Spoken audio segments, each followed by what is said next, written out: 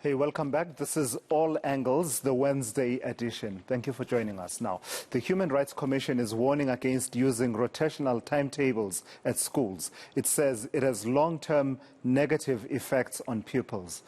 The Commission says the severe cognitive, nutritional, and psychosocial costs exceed the benefits of reduced infections. Many schools have applied to use rotational systems to comply with the 1 meter social distancing rules. Well, let's discuss this issue. I'm joined now by the Human Rights Commission's Commissioner Andre Gaum, who looks at the area of education. Commissioner, thank you for your time. So there were these pleas before the start of the school year, at least in the inland provinces, for the rotational timetable to be dropped altogether. Many schools had returned to full-time schooling, but smaller schools and a number of primary schools remained on rotational learning towards the end of last year. It would seem those pleas have fallen on deaf ears, certainly as far as the minister is concerned, because she says we still have COVID-19 and we still have that 1 meter requirement in terms of social distancing. Your overall reaction as a commission to that outcome? Good morning to the Sizwe and good morning to the viewers. Yes, first of all, we do still believe that rotational learning should urgently come to an end and normal learning should commence. It was about protecting the health system, but now it is about saving our education system and the education of millions of children. We met with the minister end of last year and asked her to attend to the matter before the new school year starts. We understand now from a media briefing yesterday that she is still in discussions with the Department of Health and the Coronavirus Council, and whilst we welcome these discussions to reduce the social distancing in schools to 0.5 meters, that is what she intends to do, it seems.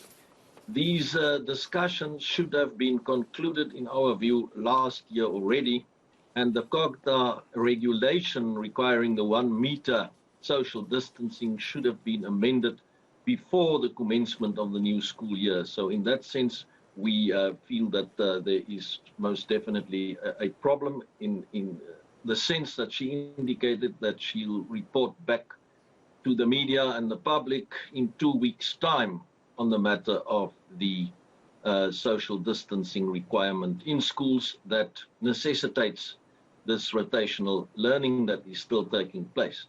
Now, many of our learners have lost many school days last year. She alluded to that herself.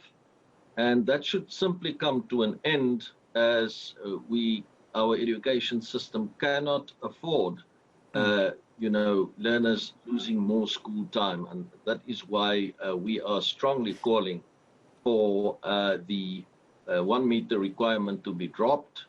This was also an earlier recommendation of the Ministerial Advisory Committee that at least, as it put it, in primary schools, teaching should commence in the normal way and learning and the social distancing requirement should be dropped. We believe that given that 12-year-olds can also now be vaccinated and that it is quite clear that Omicron poses a much lower risk of hospitalization, serious illness and death, that also as far as high schools or secondary schools are concerned, that rotational learning should come to an end. Knowing how you work as the South African Human Rights Commission, I could never imagine that you would take a position without having done the field work and the groundwork and having done the observations for yourself.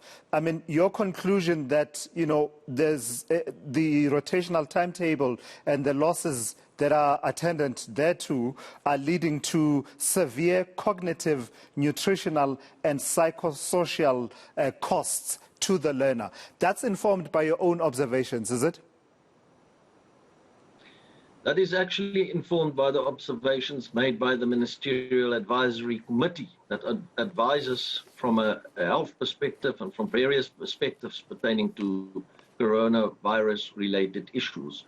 We very strongly agree with that position, and it is quite clear that the costs of having rotational learning is far outweighing the benefits and that the health benefits, and that has also been made quite clear by the Ministerial Advisory Committee at that time.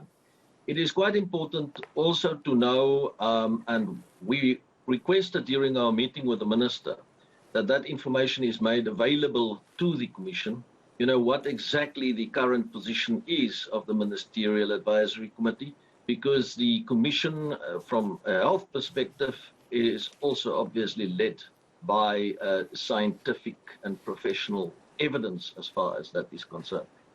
But it was that committee itself that made this observation, which is a correct observation. It is to the great detriment of learners and the education system as a whole.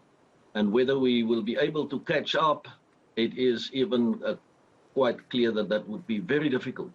But we need to start catching up now by doing away with rotational learning. Lastly, Commissioner, tie it all together for me in line with your mandate as a Chapter 9 institution, particularly looking at the issue of the realization of the human rights in our Constitution. I imagine you are entering this conversation because, in your view, it is starting to, or perhaps has actually been, implicating the rights of pupils to, quality education in our country. And also tie into that for me, this whole conversation around we wouldn't be here if the learner-to-teacher ratio was, progressively made what it should be in terms of classroom availability, resource availability.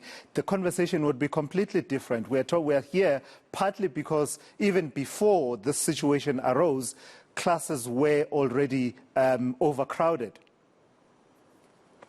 Yes, no, that is absolutely so. And as you point out, this is directly related to the right to a basic education, which is immediately realizable, as well as the best interests of the child. And it goes to the matter of quality education. You're quite right. We wouldn't have had this problem.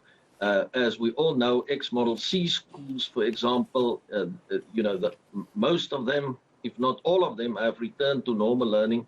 This is really a situation. This rotational learning is an issue that is hitting the poor and the vulnerable learners in the very first instance. And therefore, it is a quality of education matter, and I agree with you from an infrastructural point of view. All of those issues should have been, attended to. We believe that the Minister and the MECs are doing what they can in that regard, but more needs to be done so that we do not find ourselves in a situation like this again, but in the first instance that the quality of education issues in schools are addressed. All right, Commissioner Andre Gaum, thank you for your time and your insights here on All Angles. He is from the South African Human Rights Commission, where he's a commissioner there looking at matters of education. So it would seem that the real hiccup really has to do with this requirement of 1 meter social distancing in schools, which is a requirement that, as far as I understand, emanates from the Department of Cooperative Governance and Traditional Affairs. Meanwhile, on the other hand, the Education Minister says, there's nothing I can do until that requirement is sorted out and dealt with. I wonder if they have each other's numbers, Minister Angie Motshekga and Minister Nkosazana Dlamini Zuma. If they can have a conversation, would that not get us somewhere?